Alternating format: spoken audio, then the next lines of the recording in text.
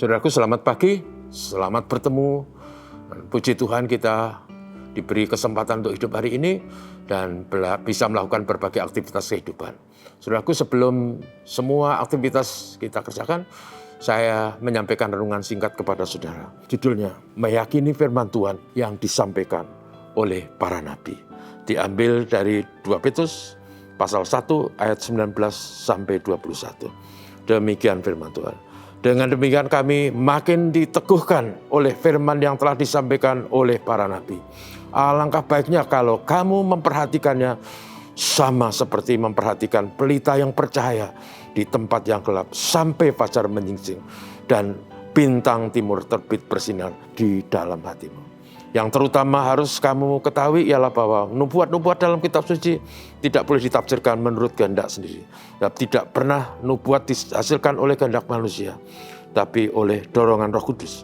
Orang-orang berbicara atas nama Allah.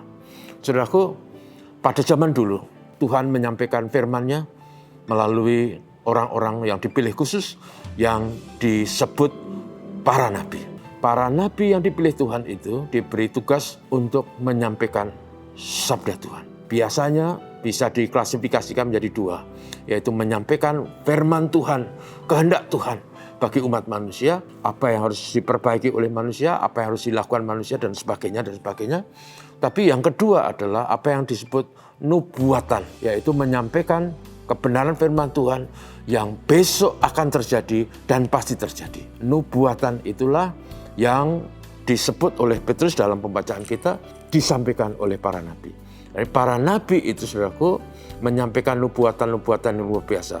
Pada waktu Tuhan Yesus ada di dunia, dan pada waktu orang mengamati bahwa apa yang disampaikan dalam nubuatan kitab Perjanjian Lama itu digenapi dalam diri Yesus, maka banyak orang yang menjadi percaya karena nubuatan itu digenapi dalam diri Yesus. Nah, saudaraku, kemudian nubuatan yang disampaikan Petrus dalam hal ini adalah nubuatan tentang masa depan, di mana besok Tuhan Yesus akan datang kembali. Dan sama seperti pada zaman Nuh, ada yang mencari uang, ada yang mengawinkan, ada yang dikawinkan, dan berbagai kehidupan duniawi yang selalu bergulir.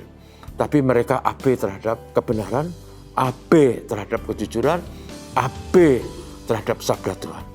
Mereka hidup dalam kehidupan yang diwarnai dengan liku-liku kejahatan. Para nabi mengingatkan hal itu supaya kita, saudaraku, dalam hidup kita ingat bahwa para nabi juga telah menyampaikan bahwa Tuhan Yesus itu besok akan datang kembali. Datang seperti dulu dia naik ke surga. Dan dia akan datang menjadi Tuhan dan hakim atas yang hidup dan yang mati. Dalam pengakuan iman kita percaya bahwa dia akan datang kembali menghakimi orang hidup dan yang mati. Dan orang-orang akan menghadapi tahta pengadilan Kristus. Semua orang tanpa kecuali. Karena itu apa yang disampaikan oleh para nabi adalah mengingatkan kita supaya kita menata hidup kita, hidup Kristen yang sungguh-sungguh, tidak abaikan sabda Tuhan, tidak hanya mengejar hal yang duniawi, tidak mengejar kepuasan daging, tapi selalu hidup tertib dan baik sambil menantikan Yesus Tuhan yang akan datang kembali. Itulah alasannya kita menjadi Kristen. Sebab hidup kita di dunia ini sementara. Dunia ini bukan tempat permanen kita. Tapi karena Tuhan mengasihi kita, Dia menyediakan tempat yang abadi. Dan itu yang dinubuatkan oleh para nabi. Karena itu, saudaraku, seperti tema saya katakan, mari kita percaya apa yang dinubuatkan para nabi. Tuhan berkati saudaraku, mari kita berdoa. Terima kasih untuk firman Tuhan. Kami percaya sabda Tuhan adalah kebenaran.